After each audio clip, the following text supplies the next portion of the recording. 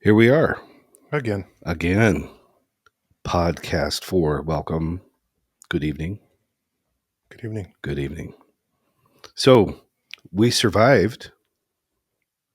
What, the alien invasion? Right. That was a close one. Yeah. Nip and tuck Yeah. on that one. What did you think about that?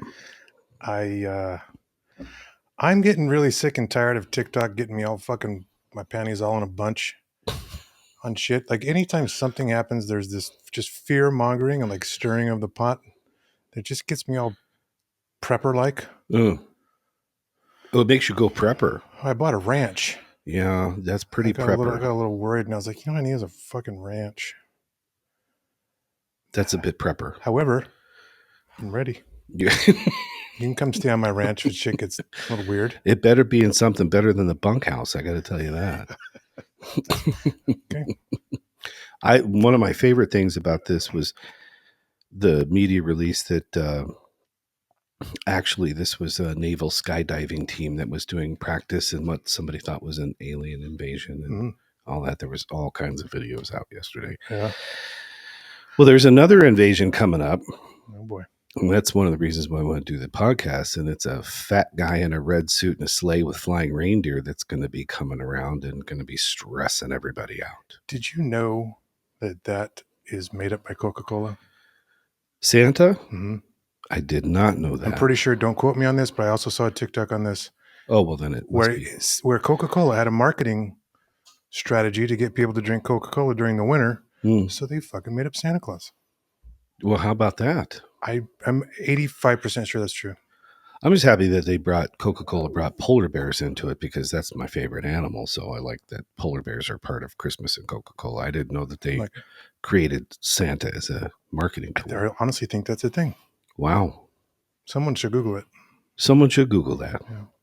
Google that and let us know what you find. I know that the origin of the Christmas tree apparently comes from Germany, one of the first places known to decorate Christmas trees and use light and stuff like that.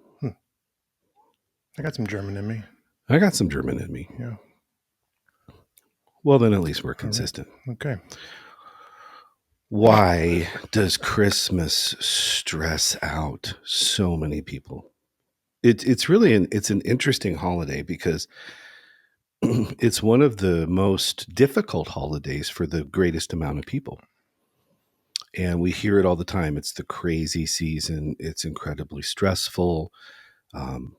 People argue that we've lost sight of what the holiday is and supposed to be about. People really struggle at Christmas. And from a mental health perspective, Christmas can be incredibly challenging. And so we thought it would be timely and appropriate to talk about that because we want to talk about good mental health.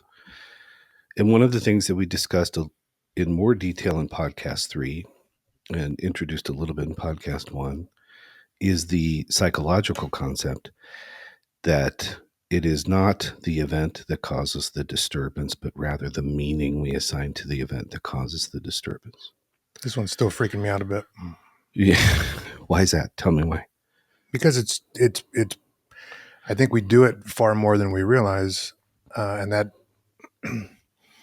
there's such a, it's so simple to, I think when you start to think in those terms, you can see right through shit so quickly. And then it's like, oh, what an idiot, and it's really easy actually to start to come out of it because it's so blatantly just fucked up. It is. And like we talked about in podcast 3, we're tempted to say, oh, what an idiot. But that's where we switch that up and say, oh, there it is again. Good. I caught it. But it's efficient. When you can see right through it using this thinking tool, it's efficient. And so that's a win. It's positive, right? But yes, it happens all the time. Remember, as human beings, one of the very things that makes us distinctive as a species is our ability to put things into context. That's how we explain the world.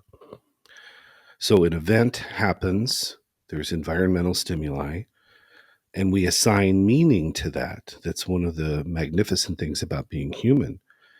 The dilemma is that we can make errors when we assign meaning to things. And so when we experience affective distress, especially from something that is event driven, imperative for us to ask, okay, is there evidence in reality to support the meaning I've assigned to this event, and to scrutinize how we assigned meaning to that event using our intelligence and looking for evidence. The event of Christmas comes with a whole boatload of meaning, and it would probably be a good idea for us to examine that and to assess that, so that we don't just stand in the place of acceptance that Christmas sucks, the holidays are stressful, I hate this whole thing, I can't wait until it's over. Mm-hmm. Well, and unlike the meaning we assign to a singular event, this fucking thing comes around every year. So you've had a lot of them. Yep. Thanks. And well, it's true. So, right. I mean, I could see there being like very much like a compound effect of, if you can start going down a path of some meaning being thrown on an event, it's easy to project and get into a loop of shit. Here we go again. It's going to be even worse. And it just sort of builds. It does build. And you're really good at identifying that concept of loops and repeating. It's something that frequently occurs. So let's talk about the meaning assigned to the event of Christmas. It invokes, in part for many people, a nostalgia.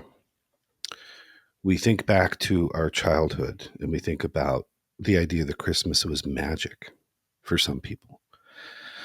For others, it evokes memories of poverty, depravity, want that never got fulfilled. It evokes memories of an alcoholic father ripping apart an entire family system. It evokes memories of dreams coming true, childhood dreams, and everything in between. And in the modern world, if you're a parent or you're a person and you're looking to either replicate the magic for nostalgic or other reasons, or if you're a parent or even not a parent who's trying to not have the experiences they had when they were younger, caught up in the prohibitive thinking, the event of Christmas brings forth or elicits often tremendous pressure and stress, regardless of which end of that spectrum a person may find themselves.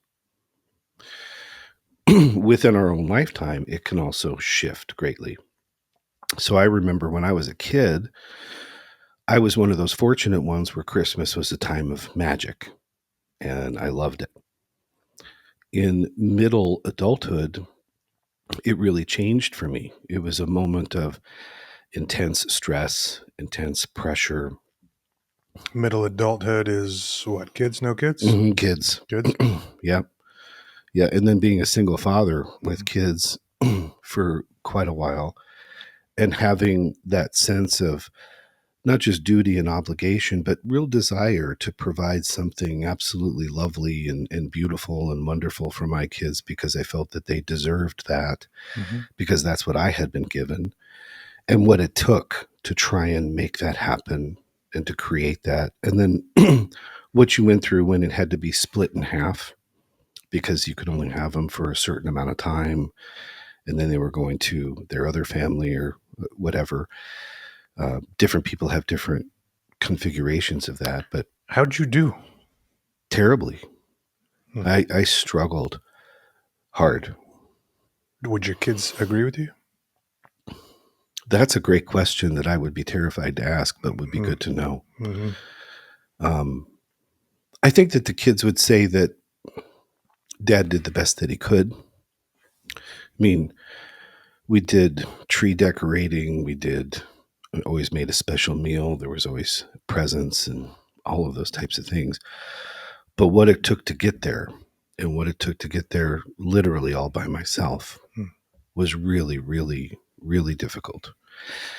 And then just struggling financially with the extra burden of trying to make dreams come true and make sure that the kids didn't experience um, the pain of want, Hmm. was really extraordinarily difficult, especially at that time when I was switching careers and had gone back to school again and was doing all those different types of things. It was an enormous struggle. And then later in adulthood, I had to learn to kind of fall in love with Christmas again because I had formed a really tricky, kind of bad relationship with Christmas Mm-hmm. because it was just so hard and so stressful for such a long period of time for me, having been this thing of magic and wonder when I was younger. What about you?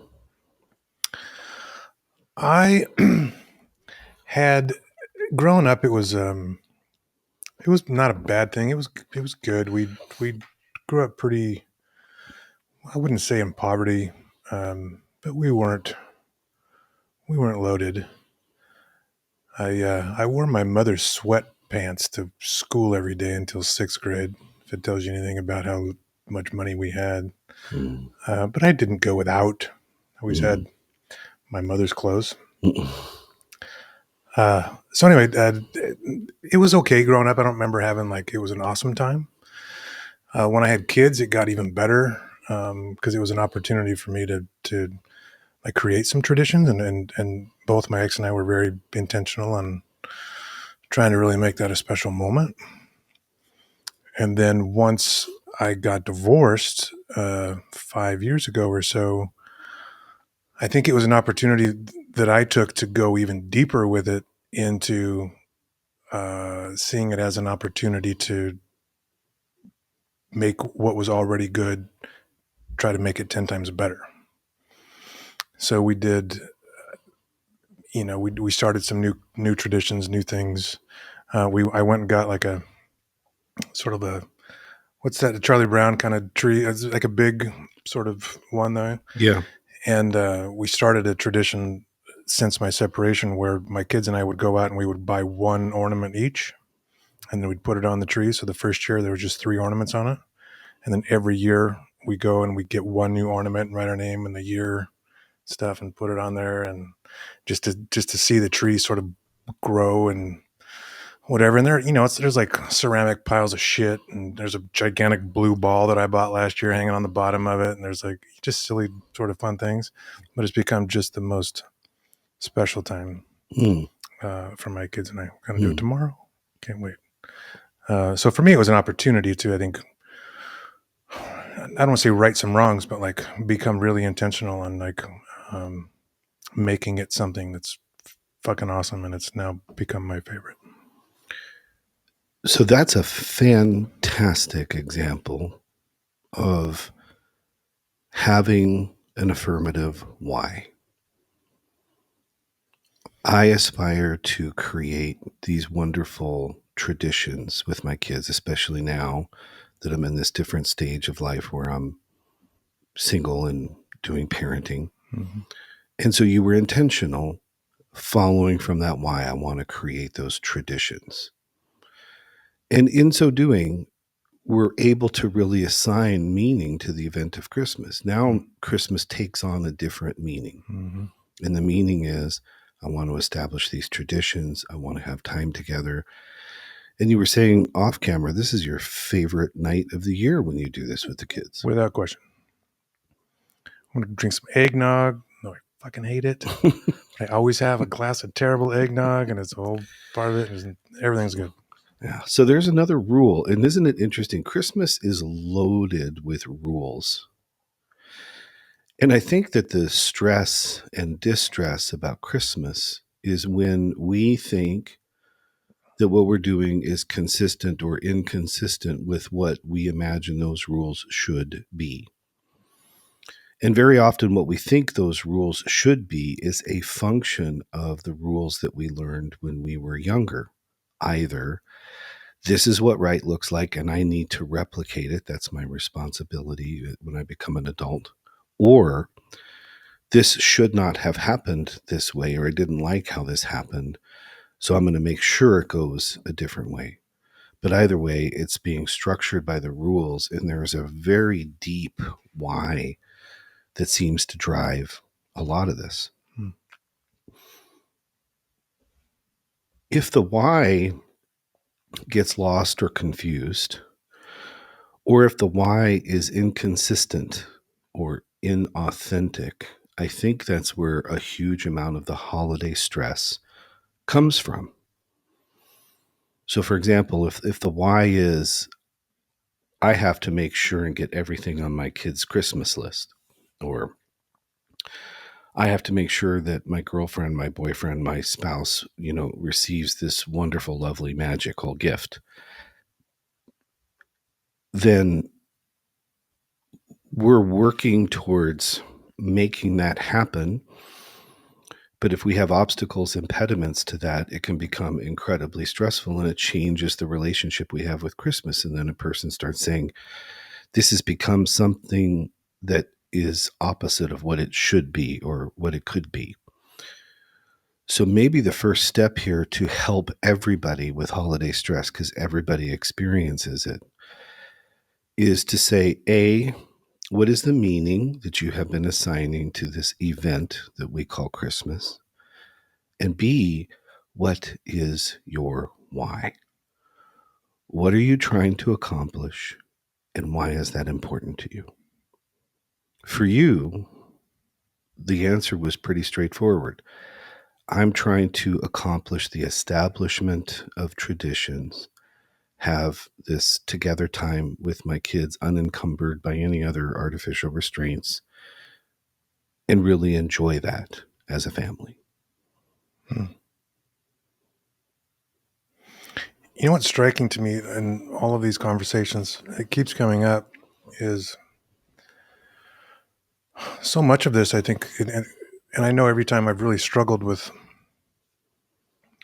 fucking almost anything, is when you get into this mindset, or when I get into this mindset of like being a victim to anything, where it's like, fuck, it's Christmas and the thing, and then and it's just this thing where you feel stuck, or you feel like there's not another option, or fill in the blank. We're talking about Christmas now, fine, but change it to 20 other things, and it seems like, and this was one of the biggest things that I really learned in our work together was, um, when I come out of being the victim in the situation, when I understand that I could just take a step back and fucking change just about anything.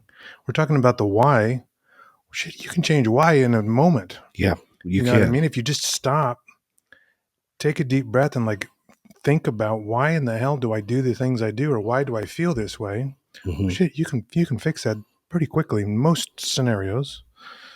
And it's so just baffling to see that over and over and over again of, man, fuck's sake, just take a step back and think about it. And like, we don't have to be the victim in so many areas that we are so many times.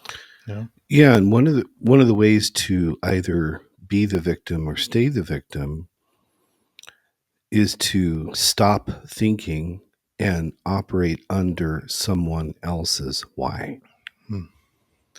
And Christmas is a really great example of how that can happen, because now we're talking about rules. This is how Christmas is supposed to be, because this is how Christmas always was, or this is how Christmas is supposed to be because the way that it used to be was so bad. But if the why is not ours, if the why is somebody else's, and if it's couched in terms of those shoulds and oughts and musts, now it's pressure, now it's obligation, now it's stress. And we're being incongruent because it's actually inconsistent with our values. Because Christmas is supposed to be about all these things. And so if Christmas is supposed to be about family, and it's supposed to be about gifts, and it's supposed to be about fill in the blank, and we're not doing that, then we feel terribly. And that's a way to either feel like the victim or to be sort of victimizing ourselves in it. And if we're not experiencing what we think we should be according to someone else's why, that's when the depression really can kick in for people. This is a very serious time for mental health professionals because the level of depression and the increases in suicidality go way, way up during the holidays, especially during Christmas. And I have this nightmarish vision, especially for divorced single fathers or divorced men, because they often struggle harder than women with a divorce for a variety of reasons. It's in those moments where it's dark and they're alone and they may or may not have put up a Christmas tree. They don't have anywhere to go. They don't have anyone to be with. They start drinking too much. It's a Wonderful Life comes on TV and it is not a wonderful life. And you're alone. And all of a sudden you start assigning meaning to all these kinds of events. And then what happens? Sometimes the worst happens and people end their lives over Christmas. So when I talk about holiday stress and Christmas and the meaning of events, I'm not just talking about how annoying it is to deal with big crowds or rude people at the shopping mall, or the stress of hemorrhaging money because you're trying to make sure that everybody gets a gift because that's somehow a representation of your love and care for them. I'm also talking about people who are already suffering going into this, and they feel like their ability to make traditions with their kids or whatever has been stolen or taken from them, or they lost it. And maybe they lost it because they were struggling with substance abuse, or maybe someone has job loss and they don't have the financial means to do it, whatever it is. December 22nd comes, the 23rd comes, the 24th comes, and the pain increases and the isolation increases and the sadness increases and the drinking increases and the substance use increases. And then the next thing you know, somebody forgets that tomorrow morning things may look different. And then they try and end their lives. All because of the meaning assigned to Christmas. What I'm supposed to be doing, who I am, where I'm supposed to be. Because these rules that I'm now playing by are fundamentally or categorically different from how they should be or how they used to be. So wherever your stress is on the holiday continuum, we're talking about something that's very real.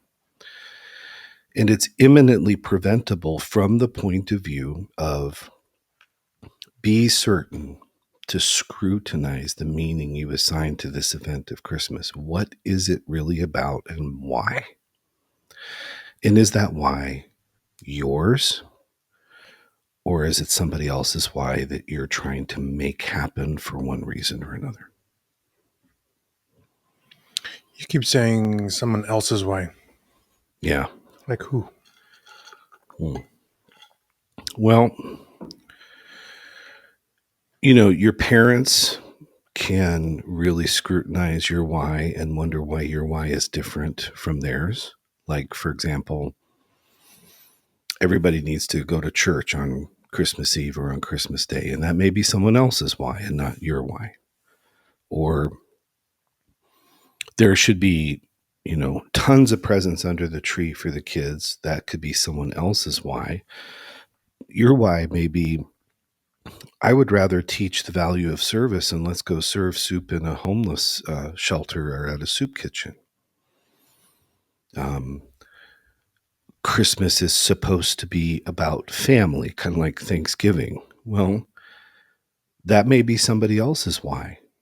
Maybe Christmas is supposed to be about something else for you, but you feel compelled to play by someone else's rules or to be a participant in something else because of guilt or shame or a sense of obligation. Again, all tied to the meaning assigned to events. It can even be as simple as you're supposed to like Christmas, And then you say, the truth is, I fucking hate Christmas. But now you're the Grinch, you're Scrooge, you're bah humbug, right? Mm-hmm. So you're prevented from being expressive and being honest about what you really think and how you really feel about this holiday, because maybe you're with someone who it's their favorite time of year and you don't want to disappoint them, or you don't want to ruin Christmas for them or for the family or whatever. So it can be about someone else's why on a lot of in a lot of regards. It seems like the difference in a lot of the folks that are listening to other people, tell me if this is fair in your experience with your practice, is the feeling that you're not in control. What do you mean? So when I started, I sort of spoke about my experience a little bit. I felt like I had an opportunity to do whatever the fuck I wanted to do. I could make this anything that I wanted to make it. I'm going to make it good. I didn't feel this external why on me, thank God. But it seems like there's and for many people and for many scenarios that when you get stuck or you get the burden of other people's why. Mm-hmm. Like why is that? Like why would someone buy into the fact that they are not in control of this event or something? They have to listen to someone else. Where does that come from? Well, I think in this example, it comes from how we're trained and socialized, that what Christmas is supposed to be. And we learn those initial whys, those initial rules from our family of origin. And so if what we can do or what we cannot do is inconsistent, different from what was done, then we're already starting to ask questions about whether we're doing it right or whether we're not doing it right. And we can feel disempowered really quickly. And if you're putting pressure or a sense of obligation upon yourself to essentially perform well for Christmas by making sure that you're getting good gifts for people, that you're entertaining family, that you're making Christmas wish lists for kids come true, and you're moving heaven and earth to make that happen, but you're bumping up against lots of barriers, obstacles, restrictions, whether they're real or whether they're manufactured, then you can feel completely disempowered and out of control.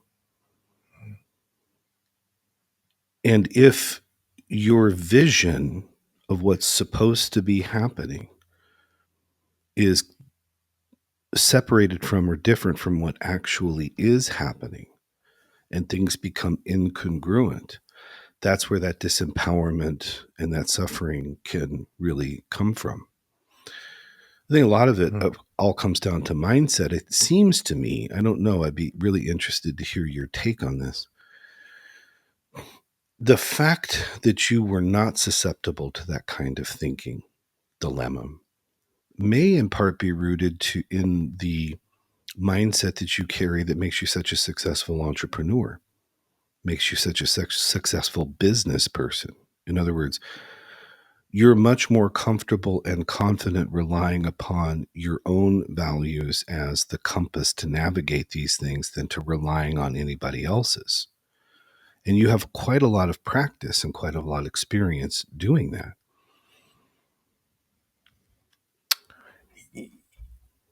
Yeah.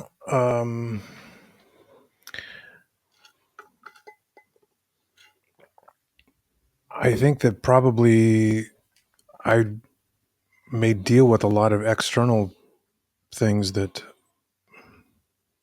maybe a lot of other people don't. I know that honestly, it got easier for me when I started leaving a lot of my external factors, if you will, that took the control away from me, that sort of made me feel. Fuck's sake, dude, we're getting deep today. So I was very, very deep in the church for a lot of years, Mm-hmm. and now not so much. I mean, that was huge. thing that always dictated my why.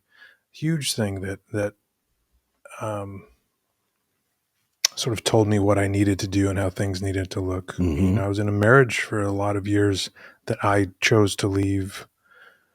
So that, that just seems like a lot of the external pressures that a lot of folks deal with. Like I kind of removed myself from for positive or negative. So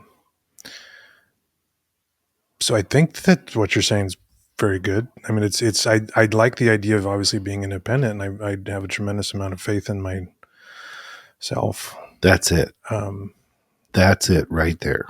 so I have a tremendous amount of faith in myself. Very few people can say that. Very few people can say that. really, Yeah. In my experience. Because a lot of times faith in self attached to what we've been talking about gets evaluated using the criteria of how close to or far away am I from being what I thought I was supposed to be, or being similar to or consistent with how I was raised to be, who I was trained to be. And so if we're talking about Christmas, for example,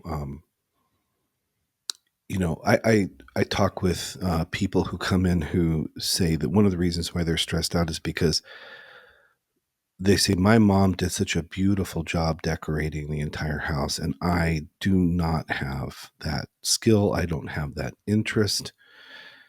And so I'm really uncomfortable or afraid of hosting Christmas and having my family come over, because my mom is going to take one look around and say, what in the hell are you doing? Or, my husband, my kids are going to miss out. But when they compare that to going over to the neighbor's house and there's this grand, beautiful, well-decorated, place, they feel like a failure. Here's an example. I cannot bake to save my fucking life. Mm-hmm. I love to cook. I'm pretty good at it, and grill, love to do that. Baking, I mean, it's an unmitigated disaster when I bake. I think I'm missing the chromosome that it takes to be able to do this, right? But one of the things that a dad of little girls, what do the girls like to do? Well, they want to bake cookies or cake pops. I got a story for that sometime when I little tried balls on a stick. Yeah, little cake balls on a stick. I didn't. Okay. So Can imagine baking a ball on a stick with any kind of success. Neither can I, nor did I even come close Okay. to success. Okay.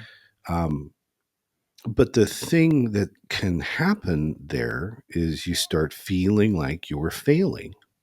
You're wanting to provide something, you're wanting to do something enjoyable, you're wanting to meet a request that the kids make because they're really excited about it. And then it's just a disaster, right? And, your kids are lovely, they're kind, polite, nice. At least mine were about those things. They were understanding that, I have no idea what I'm doing. And you hope that they're appreciative of the effort more than they're disappointed by the result. But that's a small, low level example of the stress of the holidays. Now imagine if, your kid doesn't understand why this latest pair of 175 Nikes is just too much for you to put under the tree. And no matter what you do, you cannot make it happen and still put food on the table and have something to give. And how horrendous you feel, what a failure you feel like. And then you think about what it was like when you were a kid, and if you were fortunate and you had those kinds of things provided for you, given to you under the tree, and now you're unable to do that for the people that you care and love for, whether it's your kids or your friends or your spouse or whomever. You feel like a failure. And all of that comes from a belief about what Christmas is supposed to be, who you're supposed to be, what you're supposed to do. And that's stress. and it's a recipe for depression, and it's a recipe for negative self-talk and the prohibitive thinking and all the things that we talk about. And by the way, it starts in October. I would hang Christmas lights in October if I could. A lot of people would. I would. Yeah. Because you love it so much. I do. So I'm sitting here and I'm trying to think if I'm like sitting in my own like values and trying to judge or dictate right and wrong and stuff just simply based on my own values here, or if it's completely, if this is just really subjective and whatever. But it seems like so many of the examples and the things that we've talked about not baking well, or the house not looking perfect or whatever, like, yeah, you understand the stress, and I have felt a lot of that stuff. But it seems like none of that fucking matters at all. When you do what? And that's where I was coming with, am I just sitting in my own judgments from out of my own bias or whatever? Because I personally feel like the only thing that matters is family.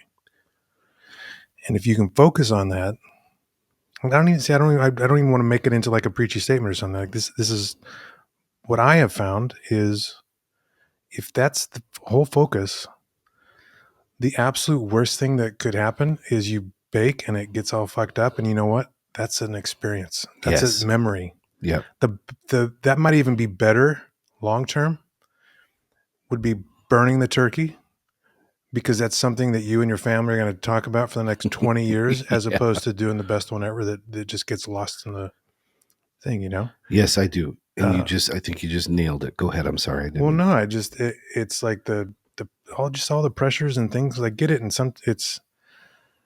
And I haven't always really just focused on it. And I think so much of it did after my divorce was really just like a renewed focus and intentionality and like fuck, there's only one thing that actually matters, period. Nothing else really does. And honestly, even the kids, who don't get the great shoes and all that kind of shit, that disappointment's not going to last very long. What they're going to remember far longer than the disappointment of those fucking shoes was dad present, during that day or week or whatever else, Yeah. So I think you're orbiting around the core central component, and you said it earlier too. It's a values proposition. It's a deliberate and intentional choice about selecting an affirmative why. So when you're feeling disempowered, or you are disempowered, you have a choice to go to the victim mentality and motherfuck yourself and feel guilty or sad or all those things. Or you can select as your area of focus, what is your highest order value? And if that value is different from the conventional wisdom, if that value is different from how you were trained in your family system of origin, if that value is different from the marketing barrage that is coming towards you and to your family about what you're supposed to be doing, what you're supposed to be buying, where you're supposed to be going, if you select that and it's honest and it's congruent because it's consistent with your values, then 100% yes. Burn the turkey, fuck up the cake balls, wrap up the cat under the tree, whatever it is. Because my value in this story is I'm wanting to create memories. I'm wanting to create togetherness. I'm wanting to transmit the message that Christmas is about family. That's what you said. It's about family. For so many other people, Christmas is about 1,000 different things. And oftentimes, those 1,000 other things are there because they're created by other people. Just like rules are created by other people, and we internalize them and make them our own without really thinking about them, scrutinizing them, making sure that they are consistent with our values. So, especially as an adult person, it is incumbent upon every person as a protective factor in mental health to ensure that you are the author and the architect of your why. And that's how you navigate through stuff like the holidays, which can be so stressful, because you're empowered to make decisions about whether or not you're going to participate in this, whether you're going to do this or not. And you don't have to assign meaning to it that says it now speaks to your value as a parent or your value as a spouse or a boyfriend or girlfriend, whatever, that you do X, Y, and Z. It's instead about standing in your truth and saying, this is the area of focus. This is my why. And transmitting that to the people that you love and that you're with. So again, I'm going to sit here self-reflecting on this thing. And I am fortunate enough to, so in my case, right, I feel like family's on the top of the list. So I'm fortunate enough to get that and to have that time and have that opportunity. What do you tell people who have the why, understand their why, and there's a disconnect that keeps them from that? Like, if my family was not here, or someone died, or you know what I mean? It's like where there's a breakdown between the why and the experience, and there's nothing you can do about that. I'm sure you deal with that a lot. But what do you say to that? Well, what I say is, when we don't know what to do, we have to ask ourselves what we value. And if we can't do what we value, we have to reconsider our values, right? And we have to make decisions about what is most important to us and to prioritize that as much as we can. For example, we were talking about someone who's divorced and they're by themselves on Christmas. If they value family, well, let us consider the possibility that family is not just what we're born into and what we're given, but it's also what we make. And so developing relationships with people that create your own tribe, that create your own family, and being able to spend time with those people during the holidays, if that's consistent with your values, then that's what we need to focus on. And we need to ensure that there aren't impediments to or obstacles in the way for that. And if there are, identifying what those are and creating strategies to mitigate those obstacles and resolve that and create solutions.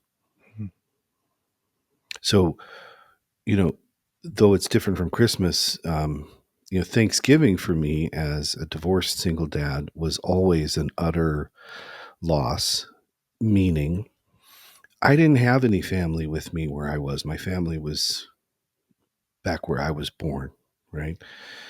And I was all by myself, literally. And so my kids had the opportunity to have family in a Thanksgiving sense. And I wanted them to experience that because I think that that's really important. So I never sort of had them over Thanksgiving. I always said, absolutely just, go do Thanksgiving with family, which meant that I had to redefine what that was going to be for me. And what ended up happening is you end up finding your own family through friends and the tribe that you create. And that's where I ended up spending time on Thanksgiving, for example.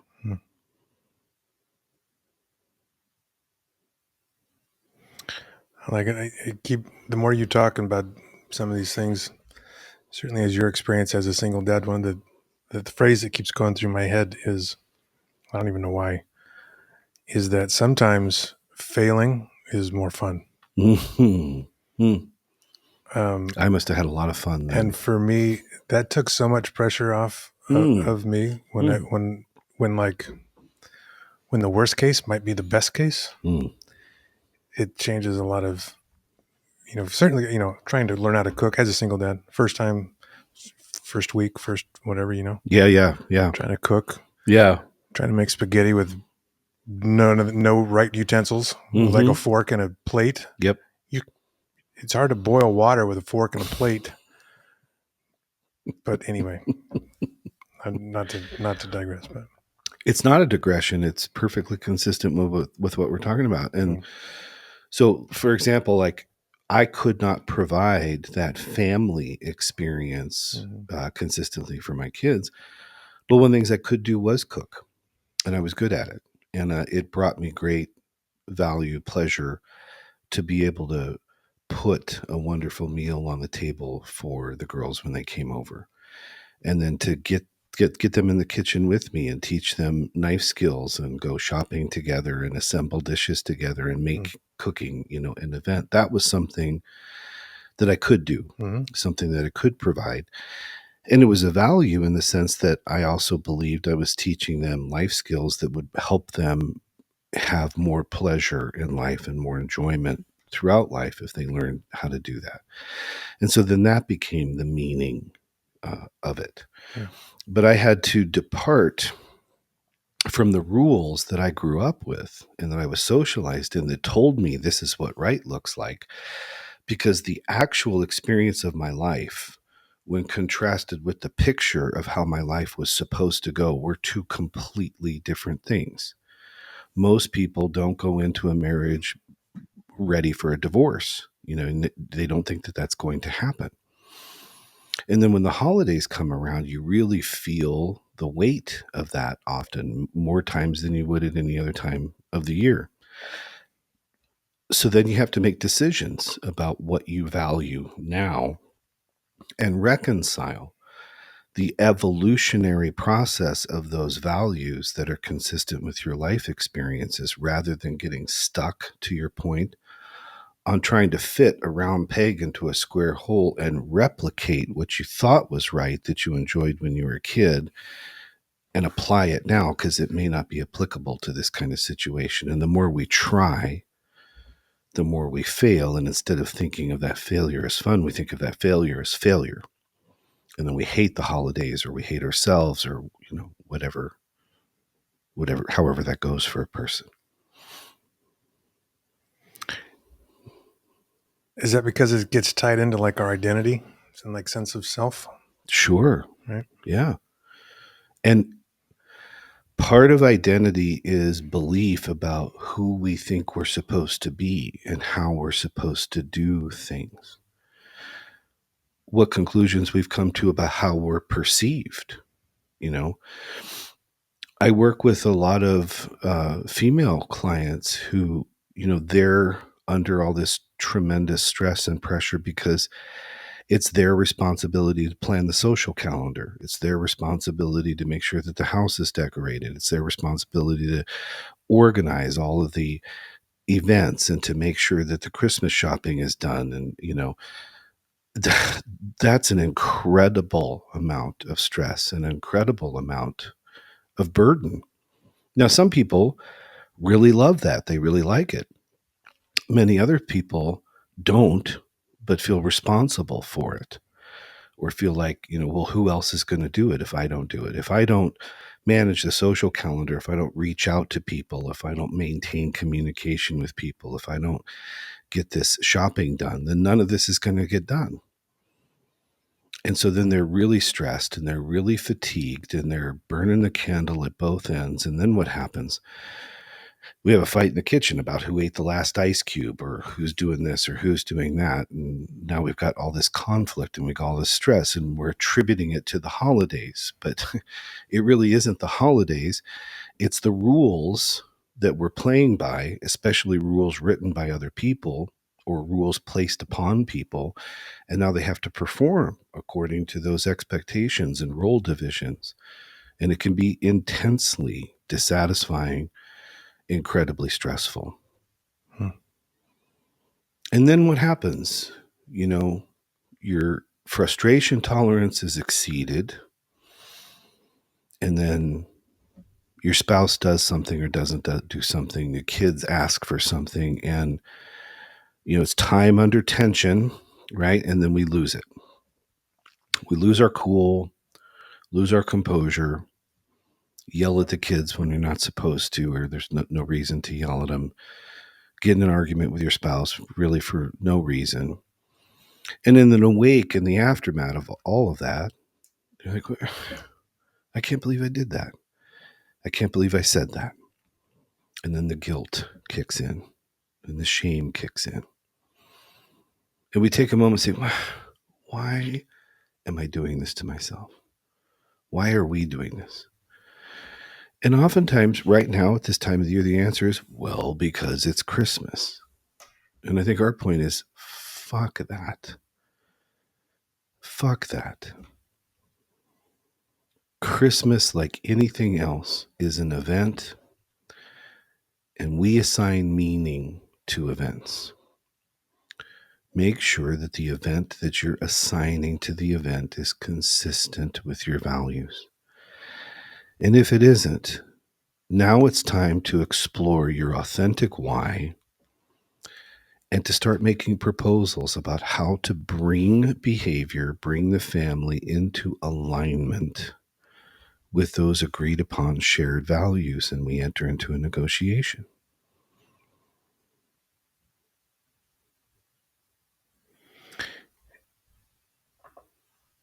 And relationships are the most important thing. Mm-hmm.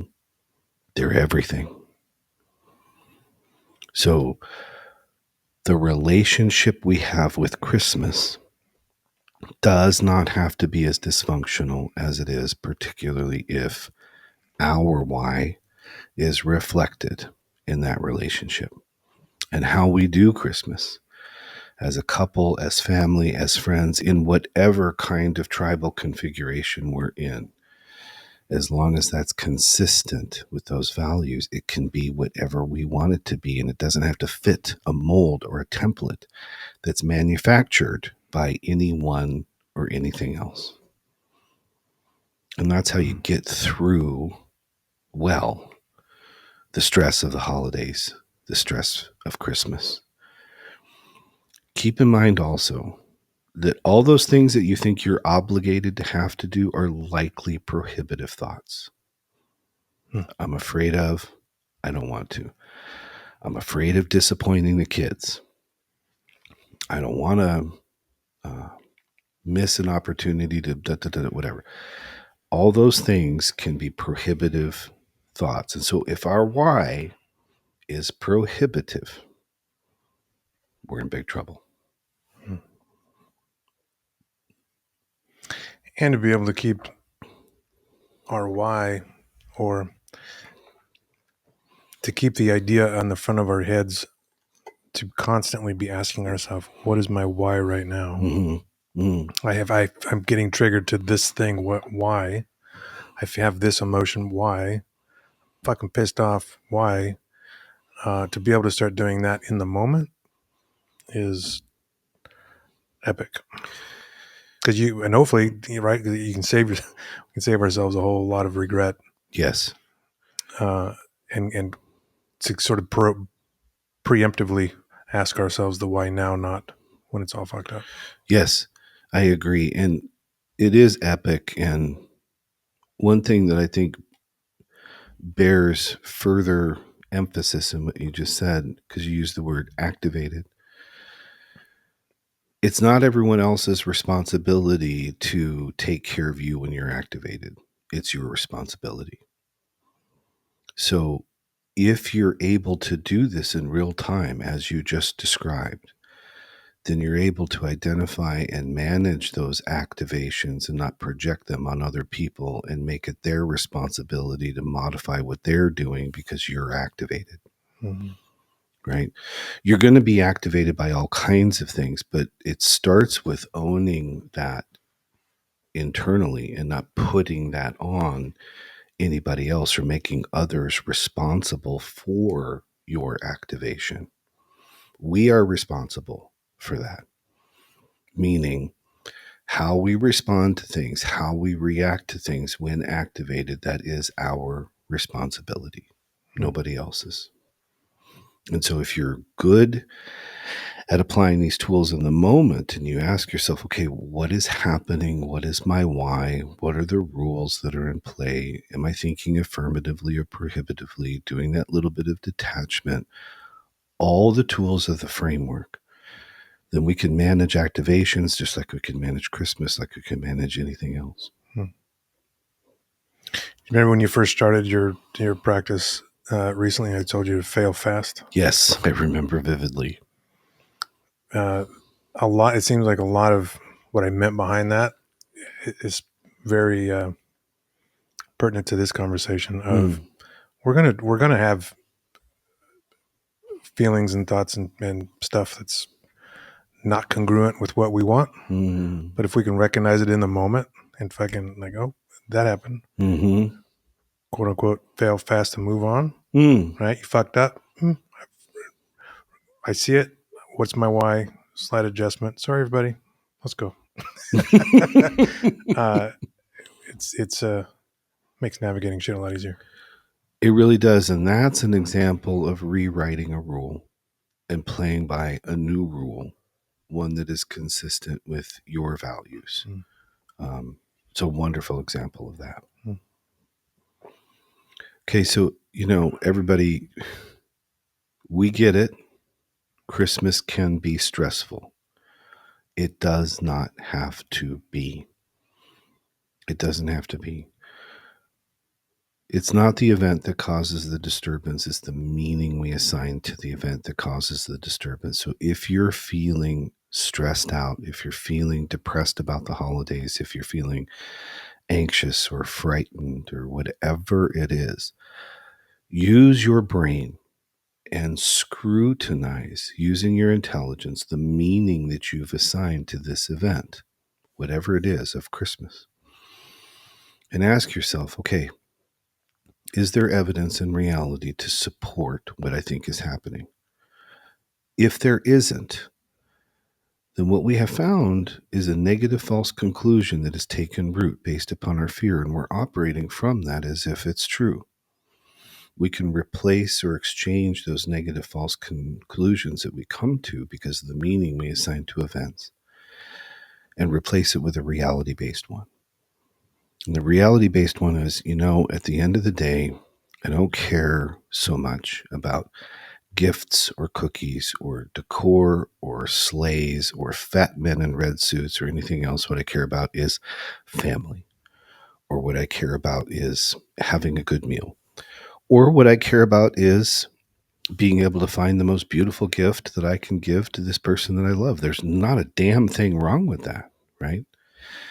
But if there are things in the way that are preventing you from being able to be consistent with those values, we need to look at what those things are and then ask questions about the value proposition. And maybe we need to adjust those values, even if only temporarily, because the reality of circumstances dictates that.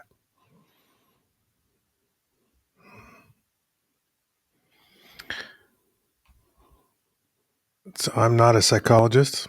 I don't play one on TV or a podcast. But it seems like this Christmas, there's an opportunity, certainly for people that have had less than positive experiences with it. There's an opportunity to do it vastly different, quite potentially. And that's a good thing. It is a good thing. And hopefully for anyone who is in that moment where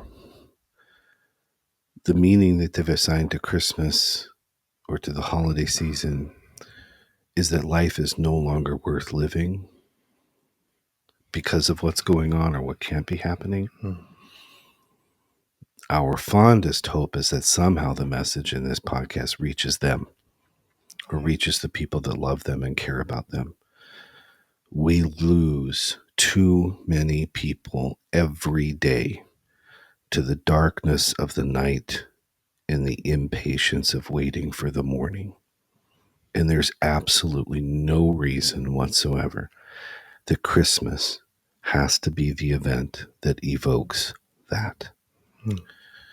So keep in mind when you're stressed about the money you're spending at Christmas and whether you're going to be able to find the ideal gift for the people that you love or what the house looks like, remember that there are all kinds of people living in the shadows who are self-isolating in wherever they now live, who are lonely and they're sad and they're depressed and they feel like a failure.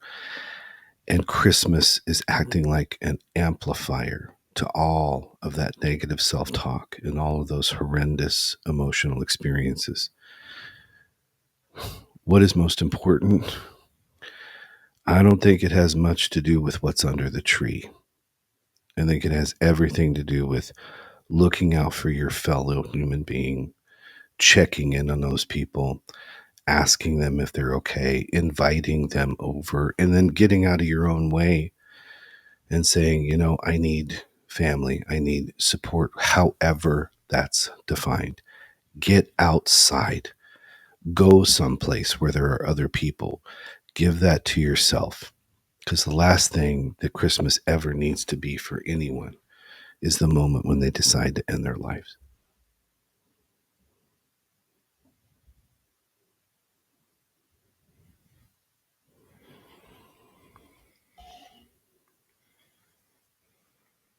Done. On that note. On that note, yeah, and a weird, awkward transition. Happy holidays to everybody. Honestly, happy holidays to everybody. Select what you value. Where the mind goes, the ass follows. So if you select that area of focus, your behavior will follow. That will affect how you feel. Remember to think about the meaning that you assign to events. Locate your why. Make sure that why is affirmative, and you'll get through Christmas just fine. And maybe enjoy it. I'm going to go Google Coca-Cola and Santa Claus. I think you should absolutely do that. I'm dying to know the answer. I might have to apologize to you guys next time. Well, it'll be. But I don't think so. It'll be the first of many from both of us. It'll be a lot of apology. Yeah.